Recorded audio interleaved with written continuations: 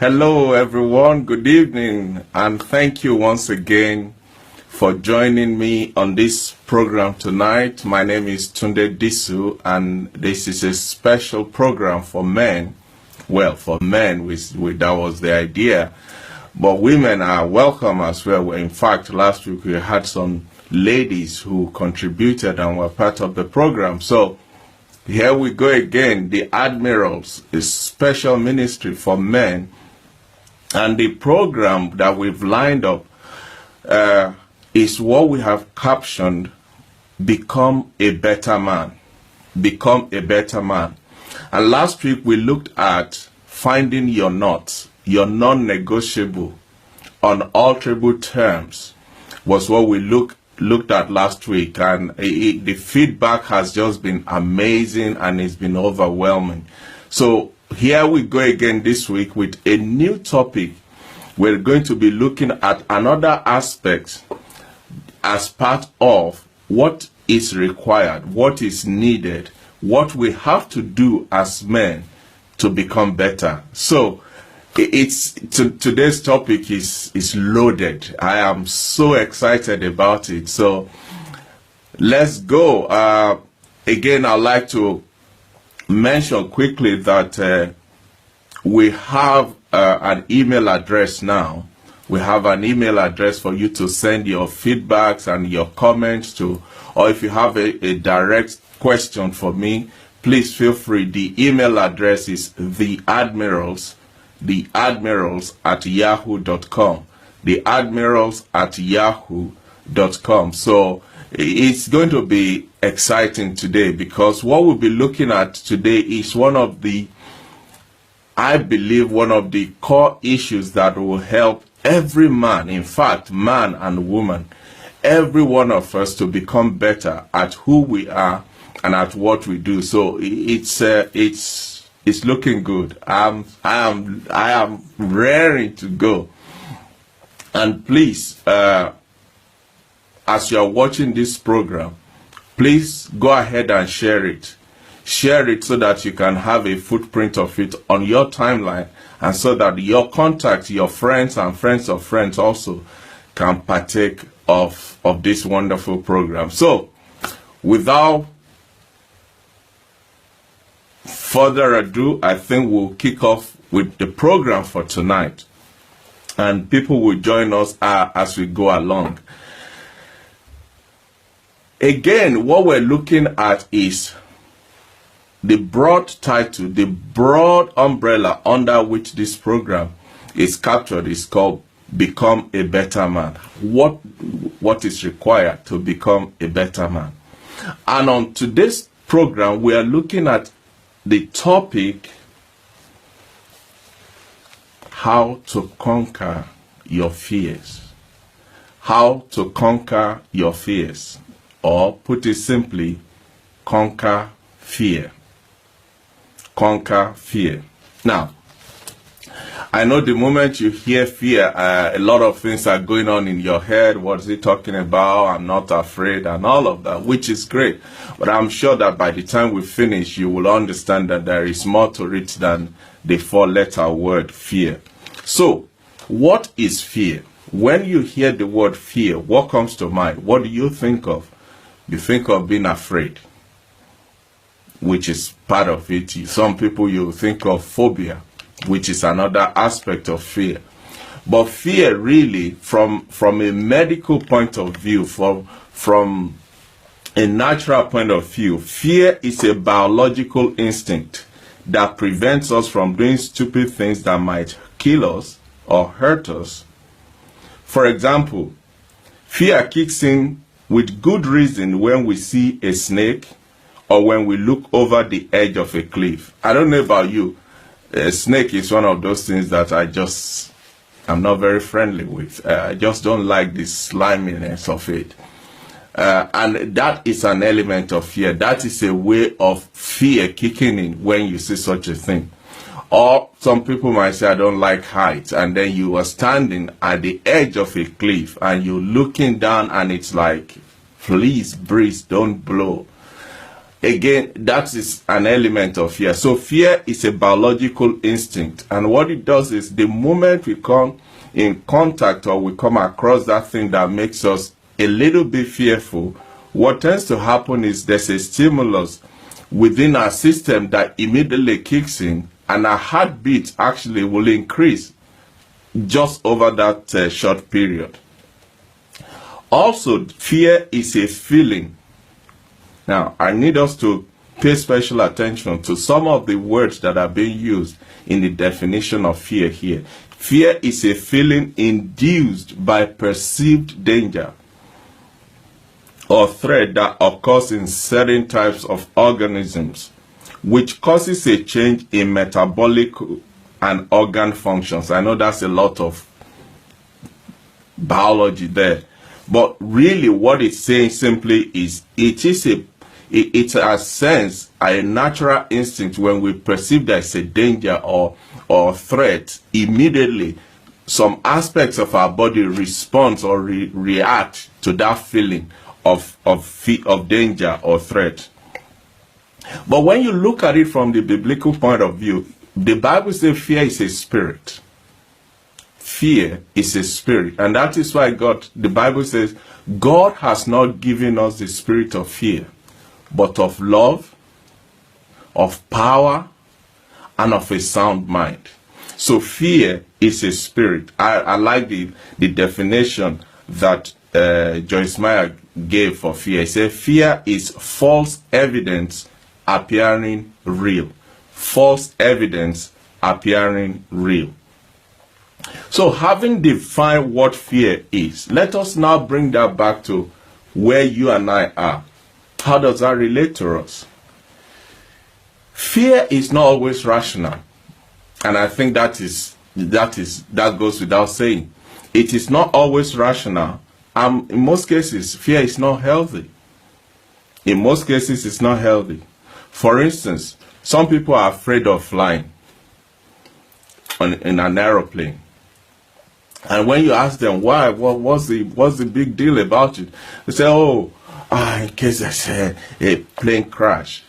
But the same person will jump behind the steering and drive for 3 hours, not even think about it.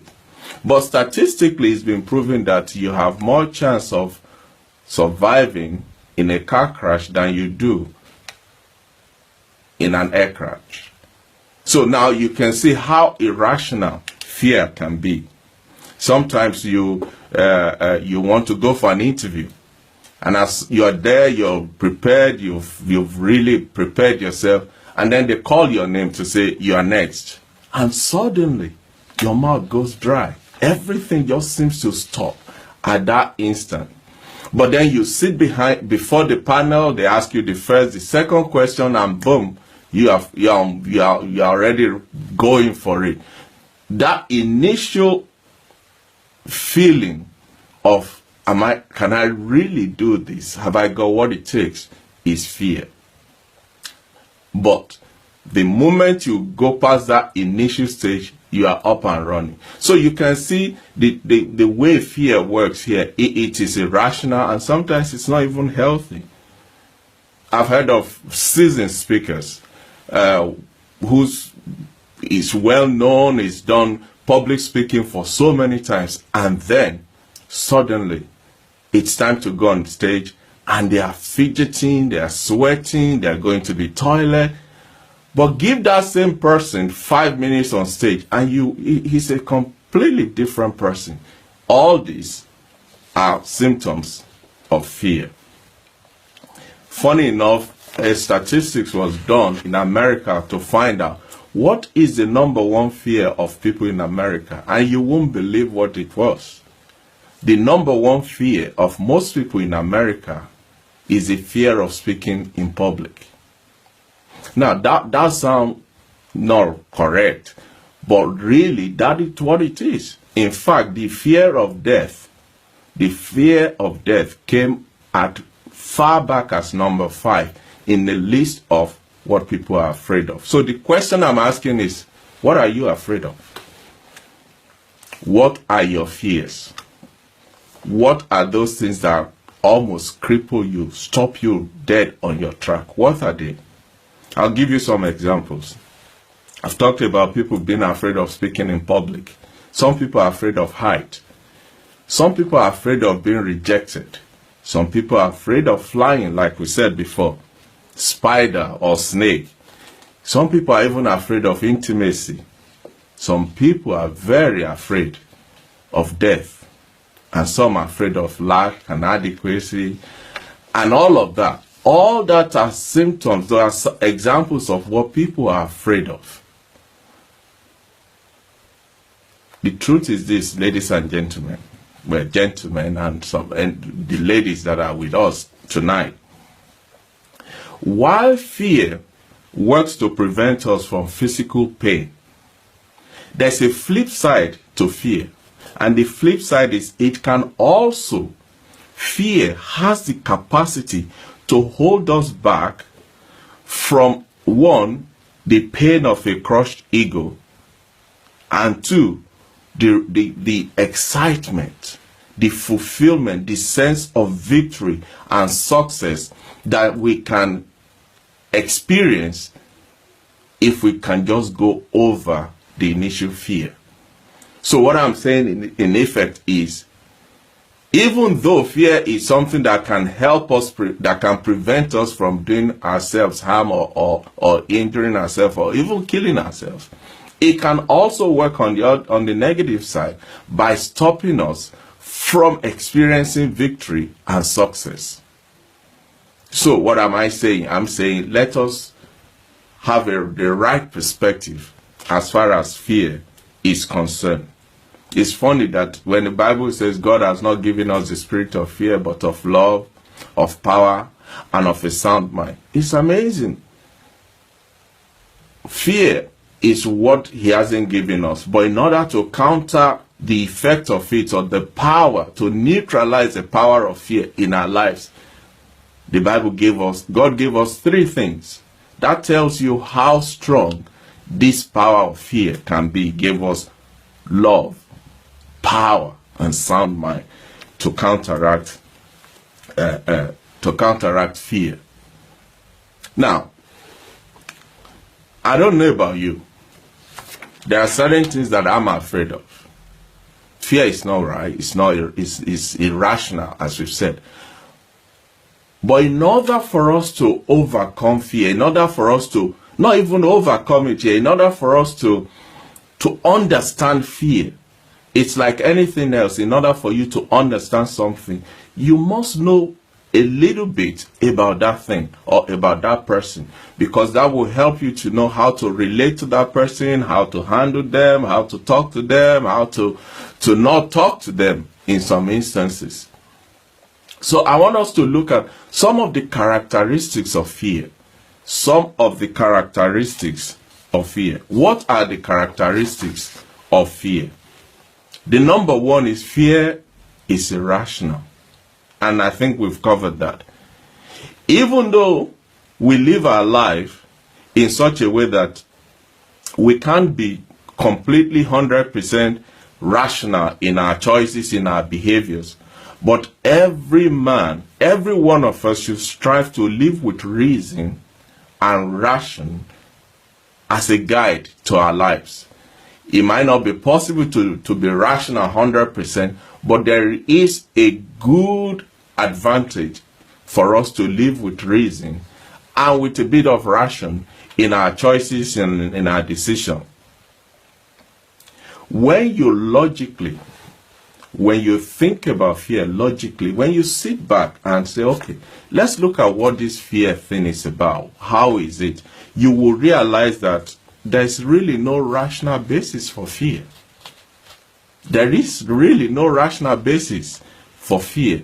So that's why I said the number one characteristic, the first thing we need to know about fear, the nature of fear, is that it is irrational. Fear is irrational. The number two characteristic of fear is that fear is cowardly. Fear is cowardly. You know, what's the thing? William Shakespeare said, Cowards die many times before their death, but valiant never taste of death but once. What is he saying? He's saying people who are coward, people who are timid, people who are afraid, they virtually experience death so many times before the real death will come. There is the fear of, what about this? What about that? If this, if that. But the valiant they go for it, they face their fears and do what they have to do, irrespective of whether they are afraid or not. And it is the same thing in your life and in my life. Fear is cowardly. Because every man, every human being wants to be courageous, wants to be bold and show some machismo. But in some aspect, fear comes in and just makes a coward of man. But the funny thing is, when we are afraid, when we are really afraid, you'll agree with me, when we are really afraid, we like to not call it fear. We like to apply wisdom. We like to apply rational. We like to rationalize what we're dealing with, what we're handling, what we're saying. We don't want to call it what it is. We say things like, well, I'm just being prudent. I need to be careful here. I need to investigate this a little bit further. Sometimes we say, well, really, it's not important to me, so I really can't be bothered about it. Or some honest ones will say, I'm just nervous. But irrespective of the name you call it, irrespective of what you say or what you use to camouflage it, the truth is, fear is cowardly. Fear is cowardly. And until we come to a point where we call it exactly what it is, when you're afraid, say you're afraid. It happens to everybody. There's no need trying to. Sometimes what people call wisdom, when they try to advise you from their knowledge and their experience and their wisdom, is fear. And it's up to you now to separate the wheat from the chaff. Whatever you don't confront, you'll never conquer. And it goes the same for fear. Until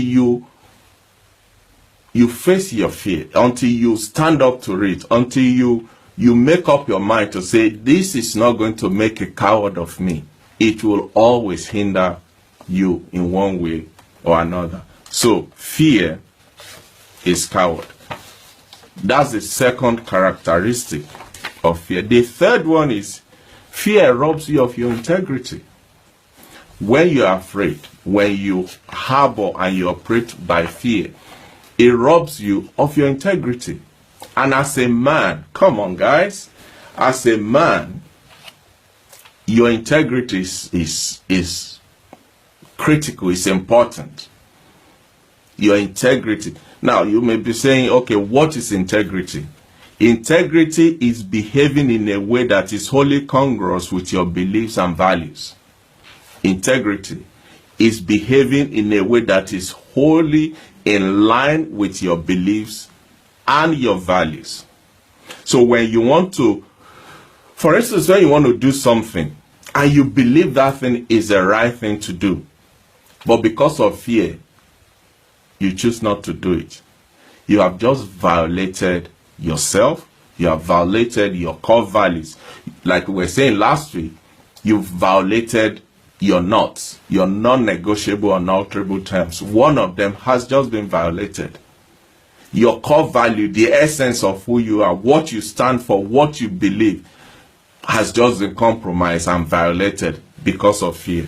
And if you want to know more about core values, I did a video some time ago. It's on my channel on YouTube. You can check it out, talking about finding your core values.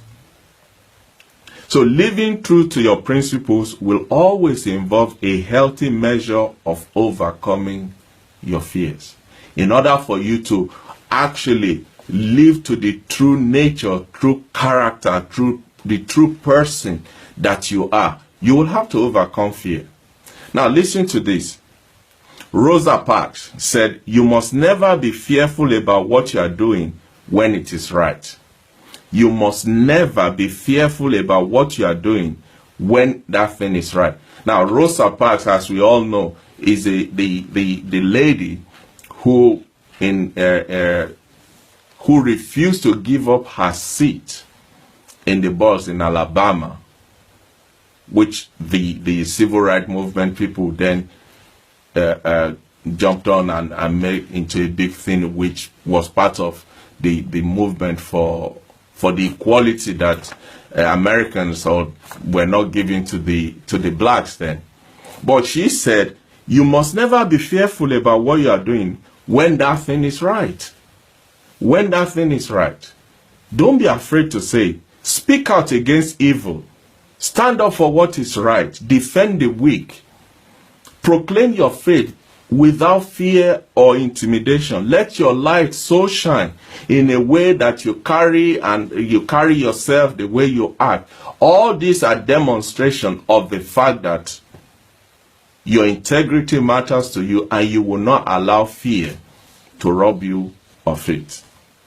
So now the third characteristic of fear is that fear robs you of your integrity. The number 4 is that fear pushes you away from the driving seat of your life.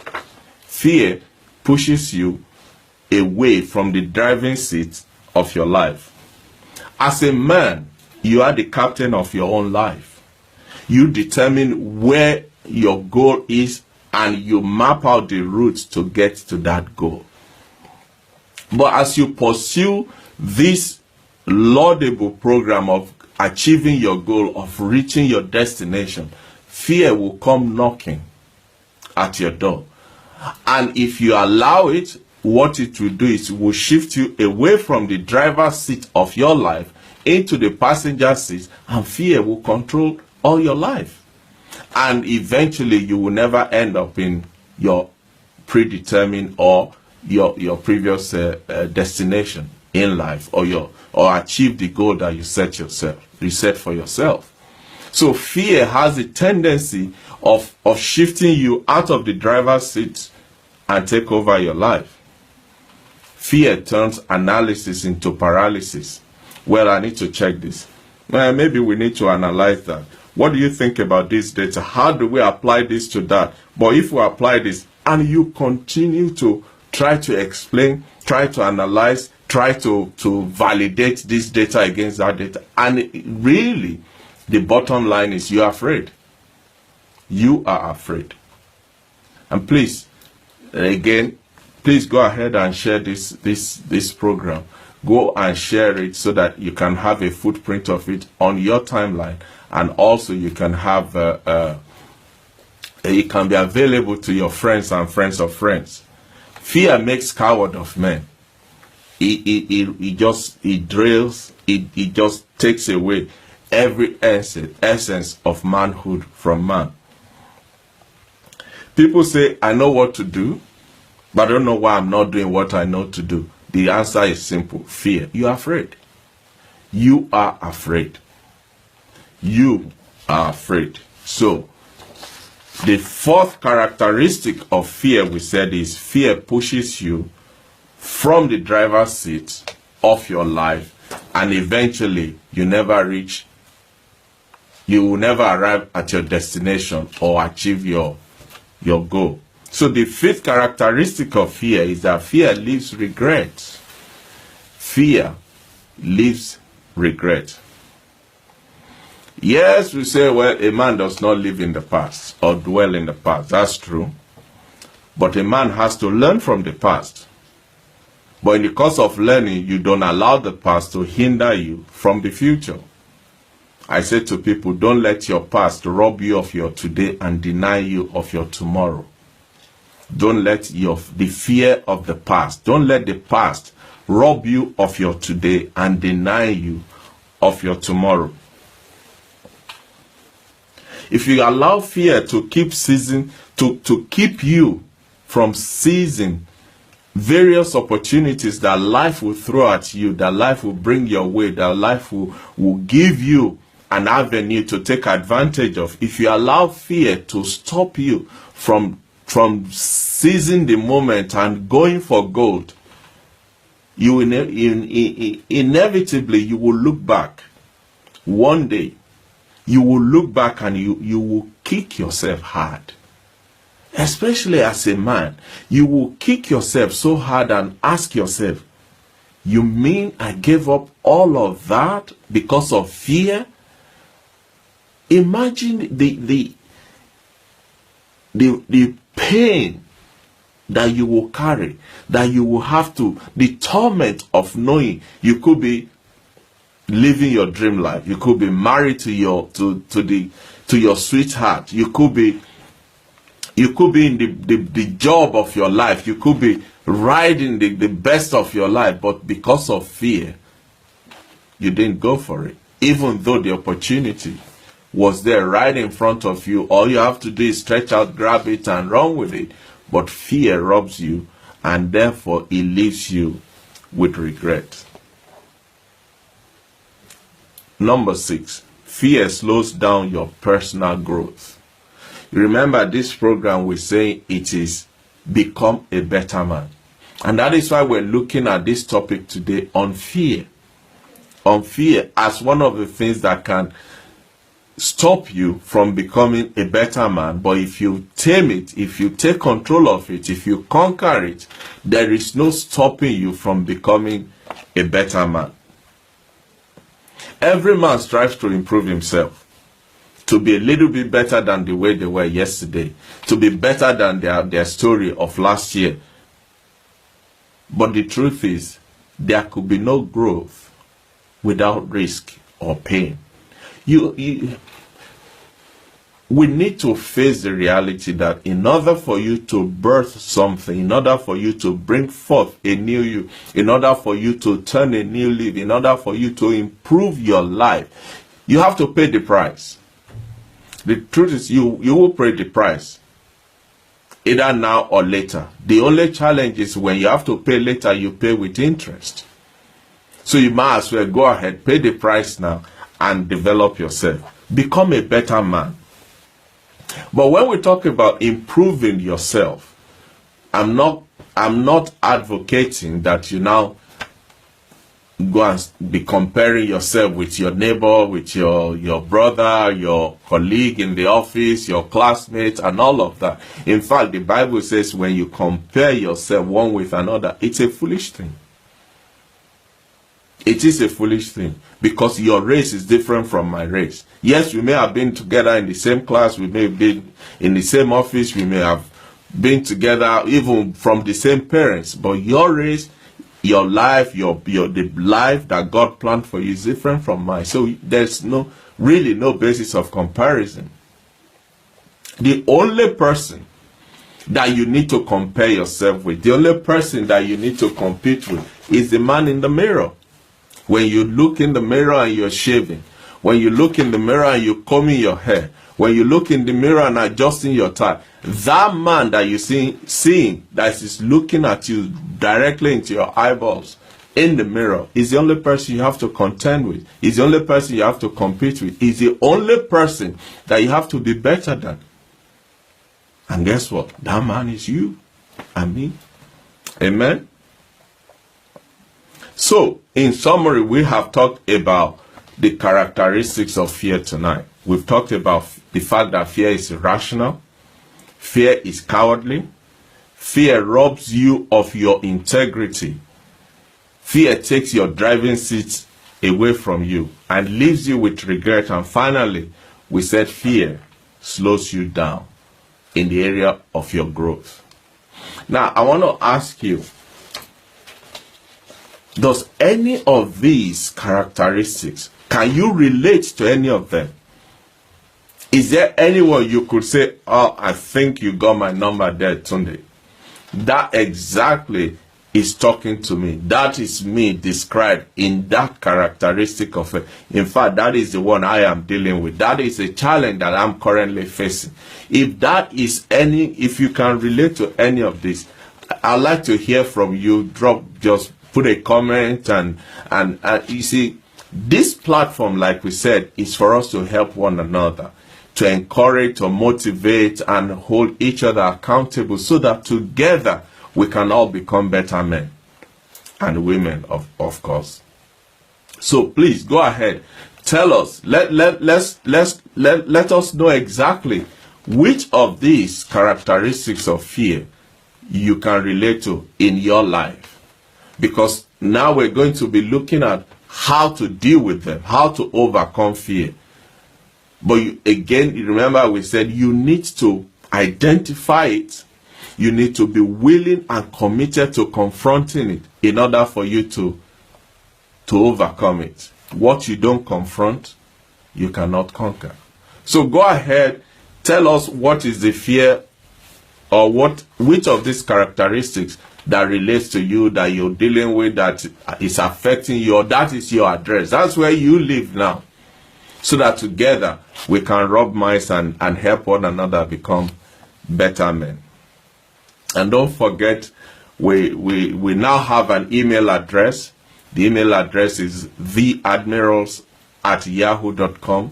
theadmirals@yahoo.com. So feel free to drop me a line, ask questions, make your comments. Even after this program, you can always do that, and you can be rest assured that you will get a response from me. Amen. So we've looked at what is fear. We've looked at what are the characteristics of fear. Now it is time for us to look at, okay, now that we've identified this as an issue in a man's life, we've concluded that it has a tendency or the possibility of stopping a man becoming better. How do we deal with it? In fact, I would like some suggestions. Maybe you have had to deal with fear in the past, and you have had to overcome a particular kind of fear. How did you do it? What was the method that you used? How did you handle it? Did you seek counseling? Did you seek external help? Did you just develop strength within yourself to be better? Did you read a book? Maybe you saw a movie. Whatever it is that has helped you to deal with that aspect of fear, it will be good for us to hear from you. So feel free, drop us a line, put a comment on this program, and let us know how you have had to handle the issue of fear in your life. So quickly, how to overcome fear, how to deal with our fears. An Irish poet and a playwright called Brendan Francis said something, it just tickles me. He said, "Many of our fears are tissue paper thin, and a single courageous step will carry us clear through them." Many of our fears, many of the things we are afraid of, they are tissue paper thin. Imagine how thin a tissue paper is, and yet something as thin as that is stopping us becoming who we are, who we can be, or who we are meant to be. So he's saying a simple courageous step will carry us clear through them. And I think that is profound. That is very profound. So as men, we need to live our lives. We need not live our lives rather captive to our fears and insecurities. We can go through this thing. We can tame it. We can take care of it. We can become the master of our fears. But the question is, how do you do that? How do you do that? I've got a few points that I want us to look at on how you can actually overcome fear in the journey, in the process of becoming a better man. In the process of becoming a better man. The first one is you need to change your perspective on fear. You need to change your perspective on fear. Fear is only a negative thing if you believe that it is. Fear is only a negative thing if you believe that it is. For instance, is the pain you experience when you are in the gym when you are walking out, when you are pressing the iron, when you're on the treadmill, the pain that you experience, is it a negative thing? Or is it just the feeling of your body getting stronger? And you know, a lot of people, especially men, will not go to the gym because they feel, if I go to the gym now, I'm going to wake up tomorrow and all my legs will be sore, my back will be aching, my shoulders will be in pain, and all of that. And to them, they see that as pain, and therefore they are afraid of that pain, therefore they won't go to the gym. Present company accepted. But the truth is, even though it seems like it is pain, in actual fact, it's a sign that your body is getting stronger.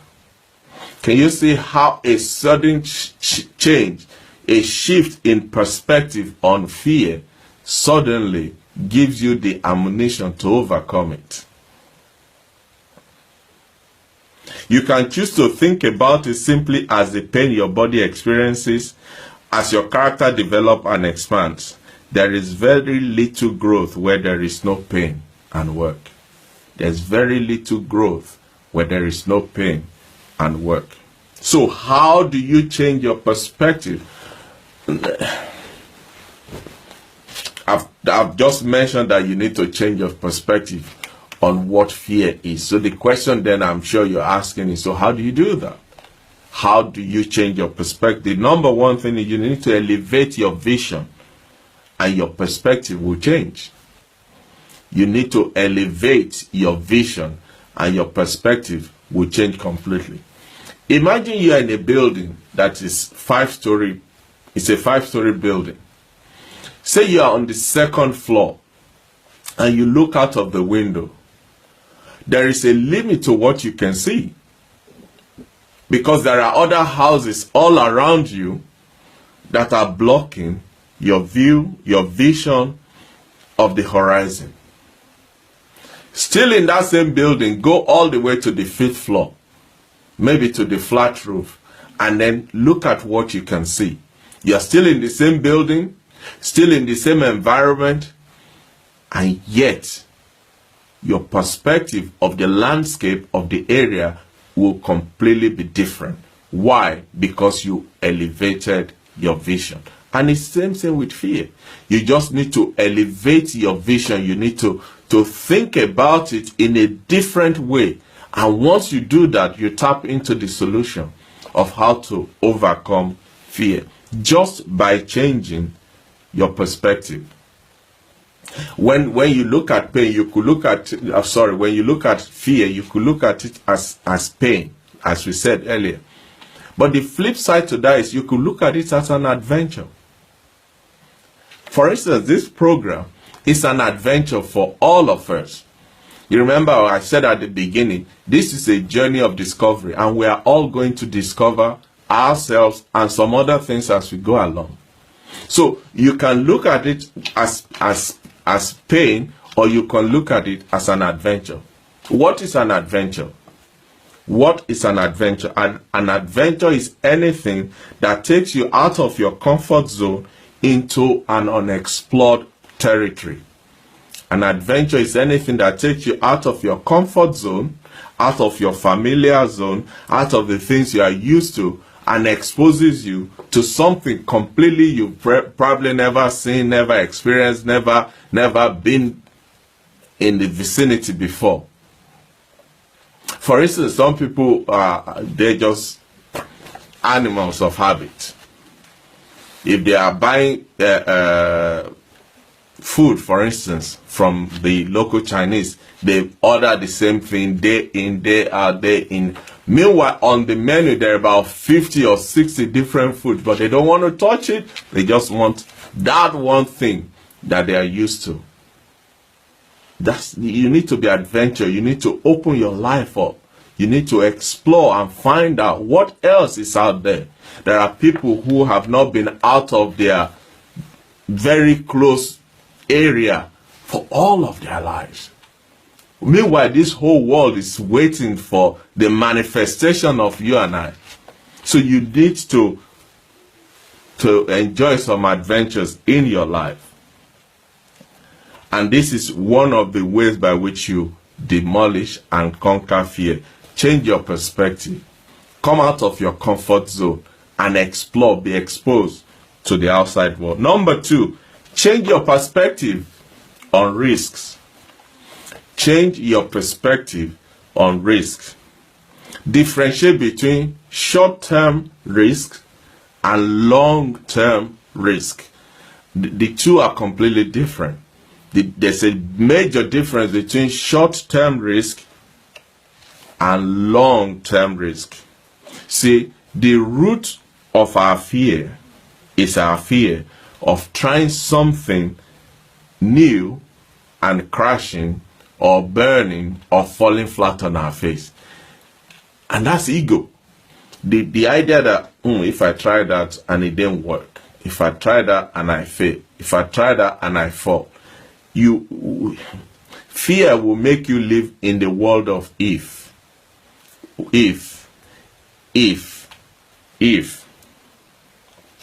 if I get rejected?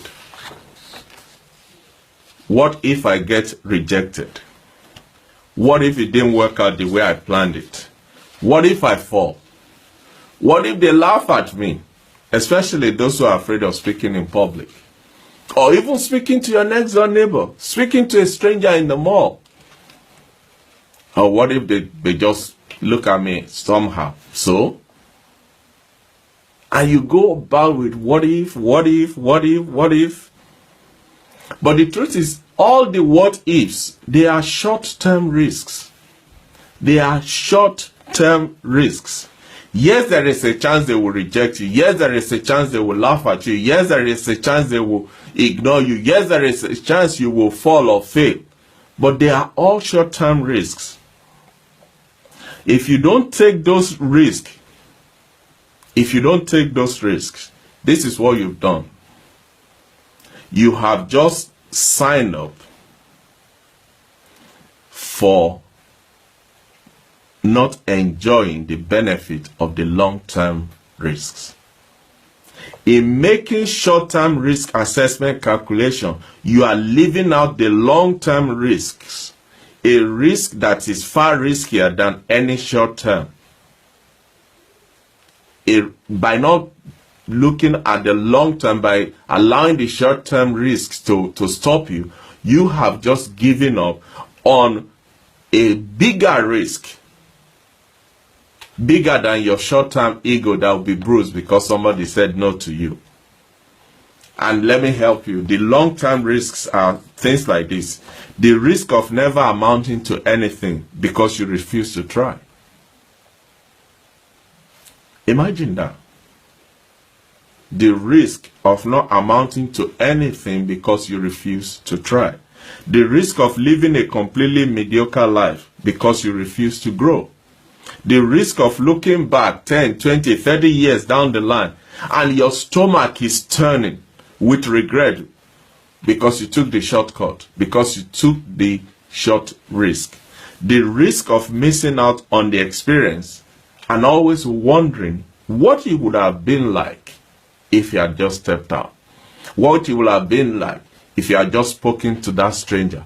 What it would have been like if you had just asked for that raise when you had the opportunity. What it would have been like if you had just approached that lady that is your heartbeat, but because of fear you held back until somebody else came and took her. Those are greater risks than the short-term risk of her saying no, of your boss saying you're not qualified for the raise, or for the increment in your salary, or whatever it is that you think is too much to tackle right now. Let me ask you also, what are those short-term risks that you have allowed to rob you of the greater risks of not enjoying the benefit of your trying? What are they? Examine your life. Look at yourself and ask yourself. Think back and look back at your journey till now and examine what are those short-term risks that you have allowed to rob you of your long-term risk, of your long-term experience, of enjoying the reward of taking the short risk. So always ask yourself this question: which choice are you going to regret more? Which choice are you going to regret more? When you skip an opportunity because you're afraid, you'll never get that moment back. Never. It's gone. That moment is gone. When you skip an opportunity, when an opportunity presents itself and you let it fall through your fingers because of fear, it will never come back. It's gone. It's gone. But when you don't act in fear, you send a message to yourself that you are actually not a coward. You can do this. You have what it takes. I like what the Bible says. It says God will not allow you to be tempted beyond that which you can bear. Which means every time you are faced with a situation, God looks at you. He looks at the weight and the magnitude of that temptation, and he weighs it too, and he said, no, I have more deposit in you than what that thing can throw at you. So you have what it takes to overcome it. It's the same thing in what we're looking at. So maybe it's time you update your criteria for risk assessment. The difference between the short-term risk and the long-term risk. The number 3 way of overcoming fear is act courageous. Just act courageous. Act courageous. Teddy Roosevelt said, there were all kinds of things of which I was afraid of at first, ranging from grizzly bears to mean horses and gunfighters. But by acting as if I was not afraid, I gradually ceased to be afraid. Just do the same. Just do the same. Act as if you are not afraid. Act courageous. Act courageous. The 4th way of overcoming your fear, of dealing and conquering fear, is that think about the great men of history. You think you have problems? You think you have issues? You think this thing you are confronting is overwhelming? Let me give you some examples of men who had faced greater and more dangerous things, and yet they came out victorious. And we are talking about them today. You know why? Because they choose to face their fear. They choose to confront it and deal with it and conquer it. The next time you feel paralyzed by fear, think of the courageous men. People like Sir Edmund Hillary.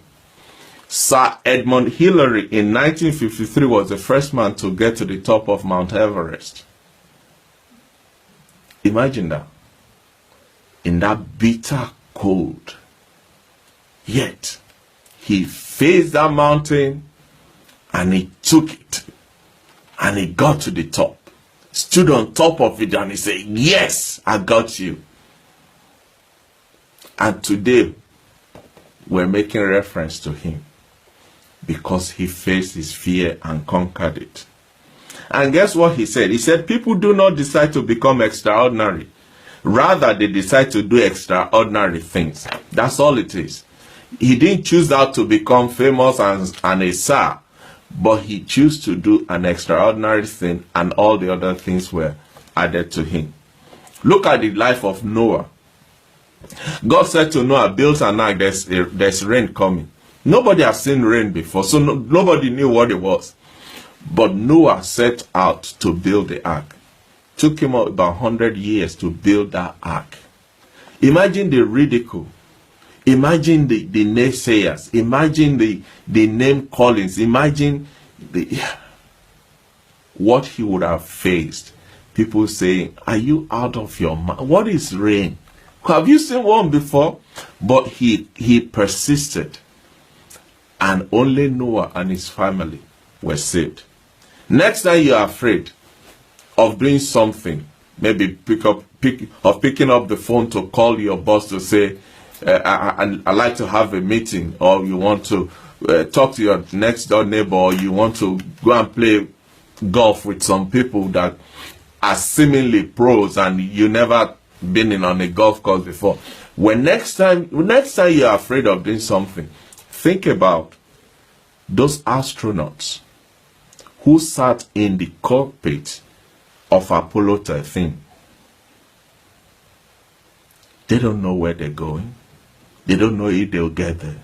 There was no assurance they'll come back. Yes, mathematicians have calculated all the formulas and this and that. There is nothing that guarantees their safety, that even assures them they will get there. Not to talk of coming back. But they sat in that tiny thing and shot themselves into orbit. And today we're talking about that. Now, if you want to be afraid, that's a good fear. But these great, courageous men sat in there, and today they are who they are. History will never forget them. History will never forget their names. So the fourth way of killing your fear, of demolishing fear, is think about the great men before you, what they had to contend with. Compare that to what you think is overwhelming. Ultimately, some of the things we think are overwhelming, they are manageable. They are manageable if we just take the step to face them. The fifth way of overcoming fear is kill fear with logic. We said at the beginning, fear is irrational. It's illogical. So kill it with fear. Kill fear with logic. Kill fear with logic. And how do you do that? Ask yourself, if I do this thing, if I face this fear, what's the worst thing that can happen? What is the worst thing that can happen? And finally, on how to conquer fear, memorize this quote. It's a long one. I'll just read it. It's by Theodore Roosevelt. He said, "It is not the critic who counts, not the man who points out how the strong man stumbles, or where doers of deeds could have done them better. The credit belongs to the man who is actually in the arena, the man whose face is smeared by dust and sweat and blood, who strives valiantly, who errs, who comes short again and again, because there is no effort without error and shortcoming, but who does actually strive to do the deeds, who knows great enthusiasm, the great devotions, who spends himself in a worthy cause, who at the best knows in the end the triumph of high achievement, and who at worst, if he fails, at least fails while daring greatly, so that his place shall never be with those cold and timid souls who neither know victory nor defeat." So, ladies and gentlemen, our task this week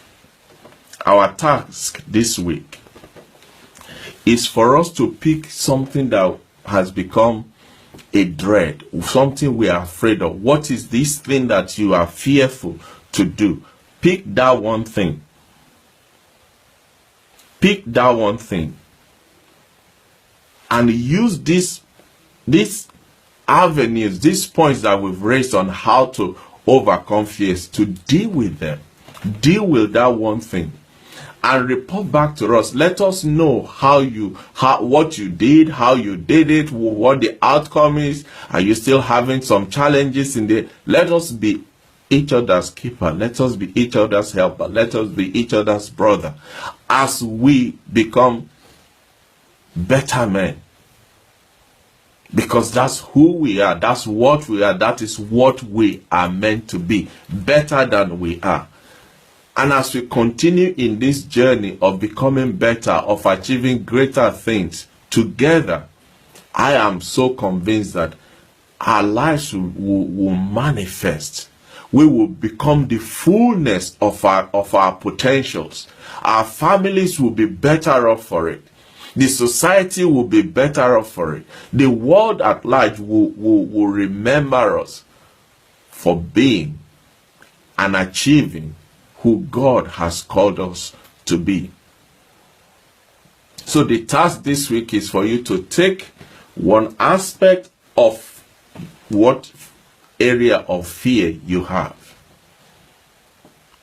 Analyze it from what we've been saying so far. Think through it. Just go over it again and again. That's why it is important for you to share this program on your platform, on your Facebook, so that you have a footprint of it left on your Facebook. Go ahead and share it so that it can bless somebody else who probably is now available right now to be part of what is happening today. Go ahead and share it. Pick an area that you're afraid of, something you need to do, something you want to do, something you have to do, but you have continually put off because of fear. Pick that thing, pick that area, identify that, whatever it is, and then use those criteria that we have listed tonight to attack it, to challenge it, to nullify it and bring it to its knees, so that you can live to the fullness of your potentials. Again, we now have an email address that you can send your emails to. It's called theadmirals@yahoo.com. theadmirals@yahoo.com. Also, I'd like to beg your indulgence. Because of my other commitments at church, I won't be able to do this program at 8 o'clock next week. It's going to be at 9 o'clock. I have a program in church that I am committed to, and I must honor that. Therefore, this program will not come up next week at 8 o'clock. It will come up rather at a later time of 9 p.m. So please bear with me. We will be on air next week at 9 p.m. as we look at another topic on this exciting journey of how to become a better man. I am so convinced that this is blessing me. This is helping me. This is adding values to me. This is making me already consider myself as a better man than I was 2 weeks ago, or even last week, because most of the things we're talking about, it's not just because I've achieved all, that's why we are all on this journey together. We are all striving to become better men. We are all going on this trip together. And that is why I said, come with me on this journey of discovery that will lead each and every one of us to destination, better men. Thank you for your time. Again, don't forget to share this program. Don't forget to share it. Share the link, click the share button that will send it to your group, send it to your friends and friends of friends, so that you can benefit from this. And tell somebody, the men in your life, tell them about this program, that every Thursday we have this program specifically for men, and it's geared towards becoming better men. When your man is better, you will be the beneficiary of it. Amen. You will enjoy it. So, like I said, next week, this program will air at 9 p.m. instead of 8 p.m. because of my other commitment at church. And I'm sorry about that, but I need to honor that commitment. It's important for me to honor that commitment. So next week, we will be together again, but it will be at a later time of 9 p.m. instead of our usual 8 p.m. Don't forget the email address once again, theadmirals@yahoo.com. Gentlemen, I want to thank each and every one of you for tuning in, for joining me, for being part of this program. I hope it has been a blessing to you. Don't forget, the task for this week is to identify an area of your life where fear is an issue. Use the tools of what we have learned tonight to tackle it, to conquer it, so that you can be a better man for it. And until next week when we meet again, this is Tunde Disu saying, God bless you. Thank you. Bye-bye.